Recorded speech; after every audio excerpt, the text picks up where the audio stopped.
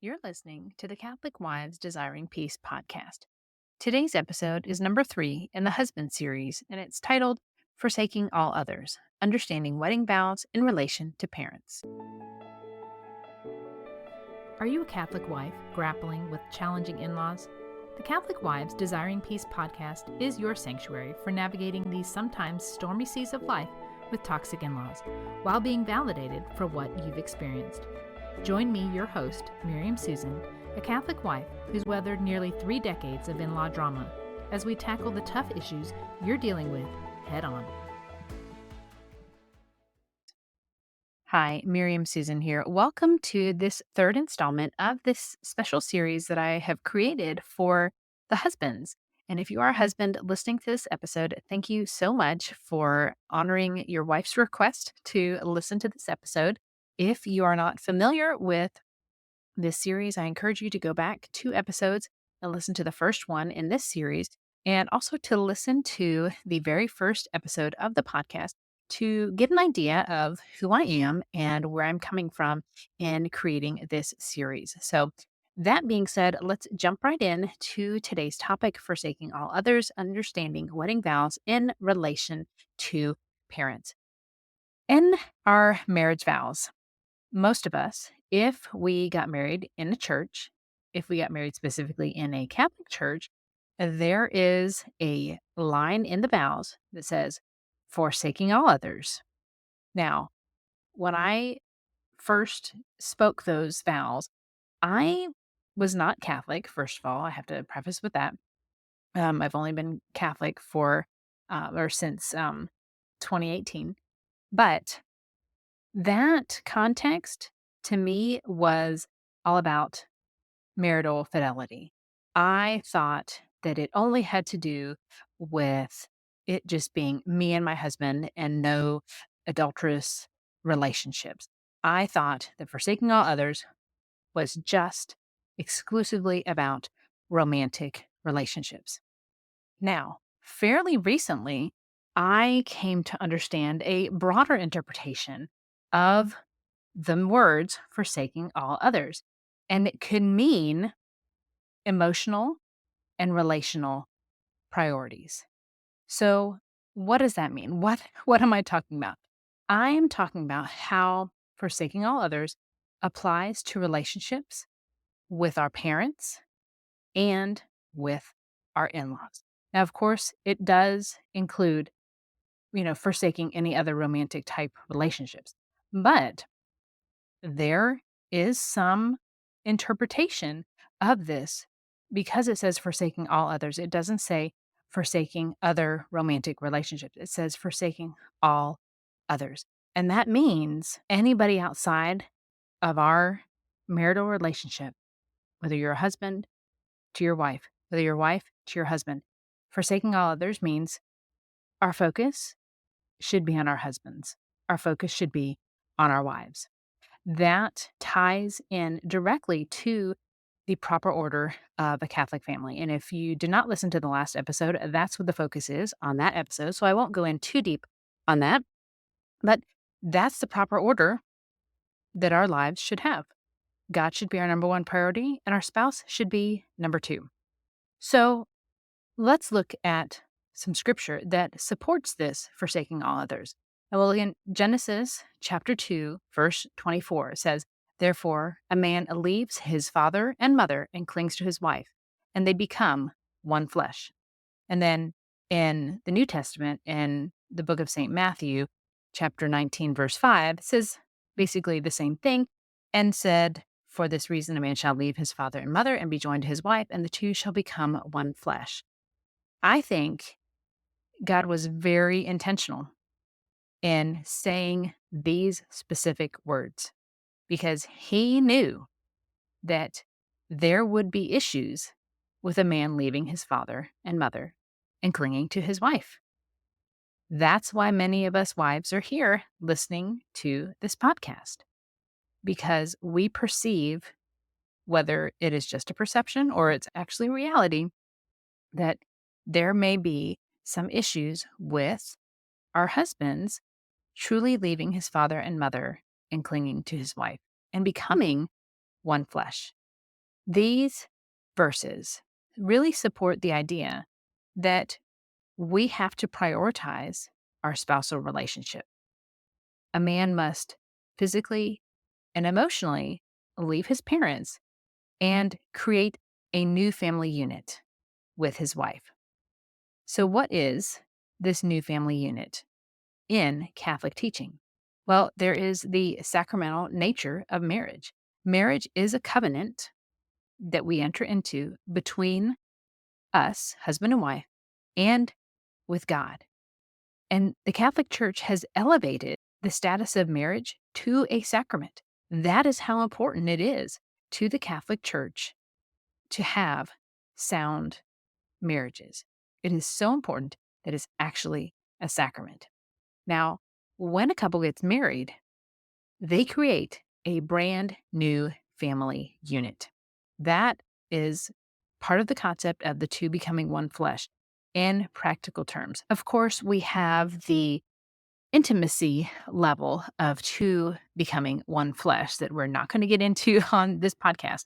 But there is the idea that in practical terms, when we marry, when that wedding mass is finished, we are now a new family unit. We have become one flesh. That does not include any outliers, any outside tentacles, any outside limbs coming in from anyone else.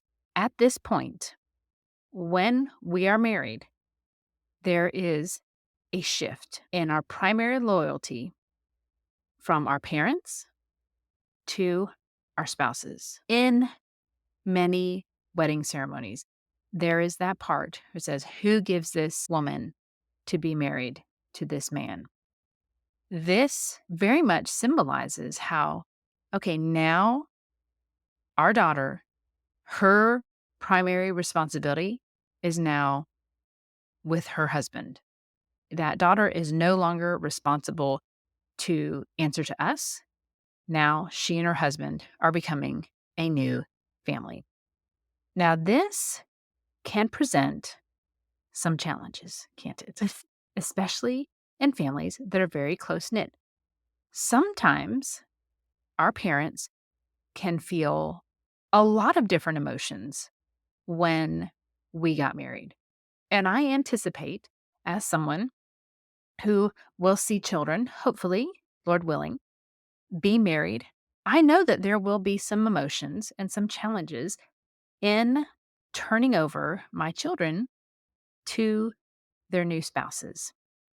And the challenge is that now we're this new family unit. We just got married. And here we are stepping into a role that we've never had before. And it's hard to go from being the child to now being the grown up who's married. And it can cause some issues. A lot of times, parents have issues letting go. A lot of times, adult children have issues stepping away. And so it's important to look at how God sees this and how we can, number one, decide that we do need to be focused on our spouse. And if we have children who are getting married, be willing to accept that we are no longer number one in their lives. And that's okay. That is God ordained because now they are married. They have become one flesh. They are their own family unit. And the Catechism of the Catholic Church does teach on those things. There's quite a bit. And so I'm not going to go in and read all of it on this episode. But if you go and reference 2201 to 2203, there's some insights in there on the importance of the family unit from the church. Now, there are some common misunderstandings in the idea of forsaking all others. And forsaking in the terms of our parents doesn't mean abandoning or disrespecting them. Honoring our parents is still a commandment. We still have to honor that commandment. Now, as I mentioned in the last episode, I have a whole entire episode just on what honoring our father and mother means. Please go back check out that episode for clarification. But honoring does not mean blind obedience, but it also doesn't mean that we get to forsake our parents and ignore them and act like they're no longer part of our lives. We have to find a balance in honoring our parents with the primacy, with the importance of our new marital relationship. So, how do you show respect to your parents while prioritizing your spouse? Well, you can talk to them. You can share some of your joys with them. You can share some of your trials. One piece of advice that was very, very sound that my mom gave me when my husband and I were first married, or maybe even before we got married, is she told me that if I ever get in an argument with my husband, to not come talk to her about it because she will hold on to that and be possibly angry, possibly resentful towards my husband long after we have worked out whatever it was. So I would encourage you, if you are a newly married couple, to keep that in mind that you can show respect to your parents and prioritize your spouse by not throwing your spouse under the bus when you talk to mom and dad. And the same thing goes for husbands. When you have a disagreement with your wife, don't go running to your parents and tell them all about it because they likely will have the same issues because they're human. They will hold resentments towards your wife long after, hopefully, you and your wife have worked out whatever the issue was. Now, there are different cultural expectations that can come in a marriage. My parents were from two very different cultures. My mom is Costa Rican, my dad was American. And there were some points of tension that come just from trying to merge two different cultures under one roof. Whenever two people get married, there's going to be issues. There's going to be things that are different from how the other person was raised. And those can be magnified when you introduce a cultural difference. But even so, even if you're both from the same culture, chances are you're from different subcultures, or chances are your family just did things differently. Forsaking all others when it comes to different cultures and implementing this principle, it can be a little bit difficult because certain cultures have different expectations for the involvement of our parents. And so it's important to remember that regardless of culture, the scriptures are the same, right? There's no difference in forsaking our family in favor of our spouses. So we have to remember that even if, we have someone from an Eastern European background and maybe someone from a Latin American background, that still applies. We are still called for creating a new family unit at the time of marriage that is forsaking all others, including our parents and whatever cultural expectations come along with our family background. So let's go over some quick practical applications for how we can do this as a married couple. So, number one is decision making.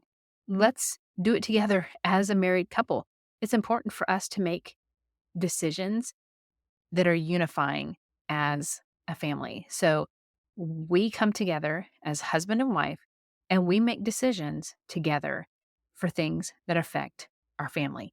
If it's a vacation, if it's a big purchase, if it's how we allocate our time, those are decisions that are important to be made together in a unified stance. Another thing that is a application of this is to protect the privacy of our marriage and our intimacy. There are some boundaries that you need to have with your parents, with your in laws regarding your marriage.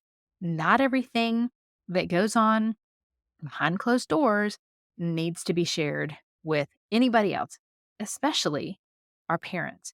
And so that should be something that is discussed. Perhaps you even discussed it before you got married, but those are things to keep in mind. I don't want my in laws to know about our intimacy practices, and You probably don't either. So, those are things to discuss as a couple and decide, these are things that do not leave these walls. Also, we need to think about how we establish new family traditions and our new family culture.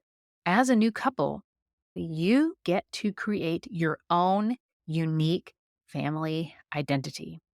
That means at Christmas, maybe you don't do Santa, even though your whole family did.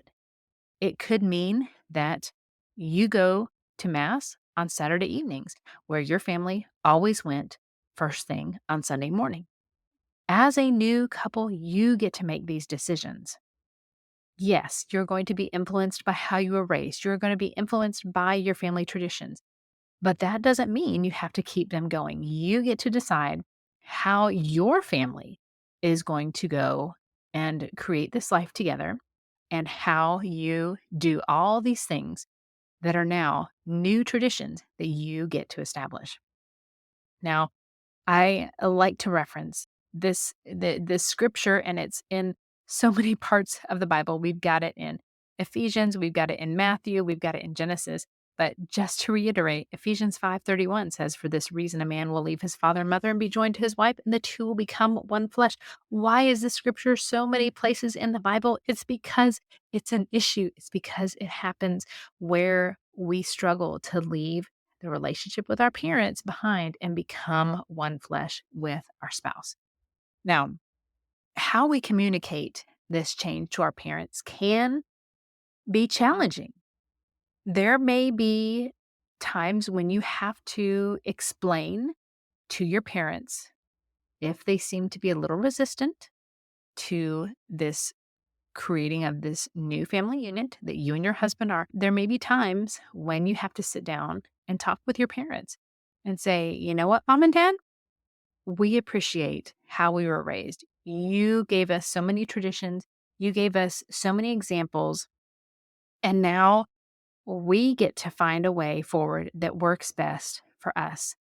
We appreciate how you raised us. We appreciate the example you set. And just because we do something different doesn't mean that we don't love you. It doesn't mean that we're not grateful. It just means we're just going to do things differently and just leave it at that. You don't have to apologize.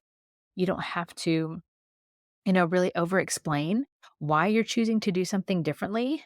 A lot of us who have toxic parents, toxic in laws, we tend to over explain, and that just tends to make things worse. Brevity is best in many of these situations. So, if you have a situation where your parents are having a difficult time understanding that you are creating your own new family and it might not look to be a carbon copy of theirs, just explain. Thank you for the example you gave. My husband and I, my wife and I are going to figure out what works best for us. And then don't say anything else because saying too much can sometimes make things worse.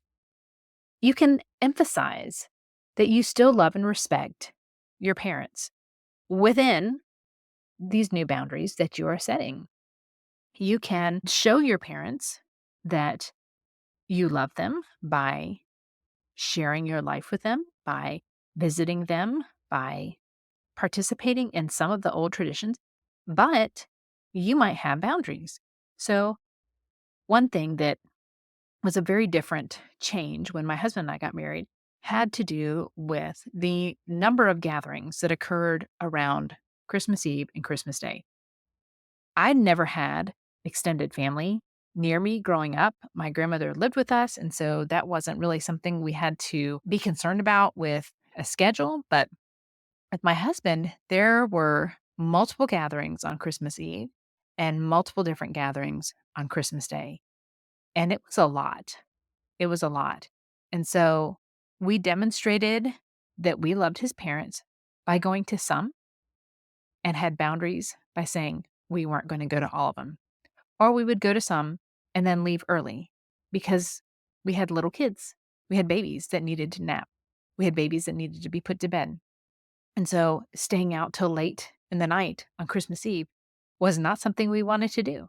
So we showed his parents, that we did love them and we did love spending time with his extended family, but we had some boundaries that we had to maintain for our own family and our own schedules. Now, when you have challenges with dealing with resistant or hurt parents or in laws, you have to find ways to manage that conflict and hopefully find ways to heal the relationships. And again, speaking to your parents or speaking to your in laws by saying things like, "We're not doing this to hurt you. This is just how our family wants to celebrate Christmas. We're not saying that your way was wrong and our way is right. We just want to try something different." Usually, having these discussions with very calm tone of voice is more beneficial than going in and having a heated conversation. Because when you come into a heated conversation with a certain tone of voice, it tends to escalate things. And so, if we can go in and just say, "You know what, mom and dad, we don't mean to hurt you. This is just our choice. And we're sorry that we are disappointing you with our choices, but it's really not a dig at you. It's not a reflection of how we see you or how we feel about you. We're just choosing to do something different. And it's okay." They may not think it's okay, but that is how, just one way that you can approach these situations when you have parents who are resistant to change or are feeling hurt because you're doing something different. Now, if your spouse is the one who has parents who are finding it difficult to deal with your new family unit, you have to find a way to support your spouse and present a unified front. If you have parents or if you have in laws that are toxic, they will notice if you are not unified as a couple. They will notice that one of you is on board and the other one is not. And toxic people will exploit that. So it's very, very important to go into these situations as a unified couple, as a unified front, and say, "My husband and I, my wife and I have decided we're going to do things this way." And if things really get bad, I would encourage you to find some church resources, find pastoral counseling, find somebody to talk to about these issues and find a way to work with them. Because things like this, sources of tension with your parents, they don't magically go away. They just don't. Because you're dealing with human beings who have feelings. And unless they're addressed, they don't get better. So let me just take a moment to wrap this up and remind you that forsaking all others is a key to building a strong Catholic marriage. We have to forsake other relationships that try to influence our marriage because they're outside. We have to focus on our marriage to each other and make it strong. And we cannot do that if we're constantly turning to anybody outside of our marriage for validation, for support, for love, for encouragement. We need to be looking to our spouse for those things. I encourage you to find ways to reflect and understand how you can apply this vow to your marriage. Colossians 3:14 says, "Above all, clothe yourselves with love, which binds everything together in perfect harmony." When we focus on loving our spouse as Christ loved the church, as God commands us to love each other, it can create perfect harmony. Maybe not perfect, but it can create harmony. And so I encourage you to find ways that you may be allowing others to influence your marriage and really take some time to pray about it and consider how that is affecting your marriage.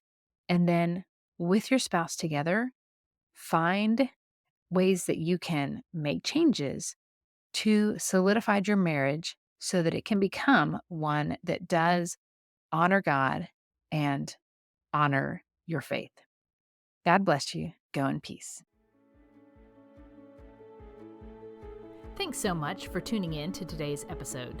If you've ever wondered just how toxic your relationship with your in-laws really is, I've got the perfect tool for you. Introducing the new free Toxic In-Laws Assessment, a self-graded quiz designed to help you identify the true level of toxicity in your relationship with your in-laws. Whether you're unsure if your in-laws are really that bad or you think they might be worse than you realize, this assessment will give you the clarity you need. Don't leave it to guesswork. Take the free Toxic In-Laws Assessment now and start your journey towards healthier and more peaceful family dynamics. Visit desiringpeace.com/quiz to get started. Disclaimer. All content and information on this podcast and our website, including our programs, products, and/or services, is for information and educational purposes only and does not constitute professional medical, psychiatric, or mental health advice of any kind, and does not establish any kind of professional client relationship by your listening to this podcast or use of my website. A professional client relationship with you is only formed after we have expressly entered into a written agreement with you that you have signed, including our fee structure and other terms to work with you in a specific matter. Although we strive to provide accurate general information, the information presented here is not a substitute for any kind of professional advice, and you should not rely solely on this information. Always consult a professional in the area for your particular needs and circumstances prior to making any professional, medical, or mental health related decisions.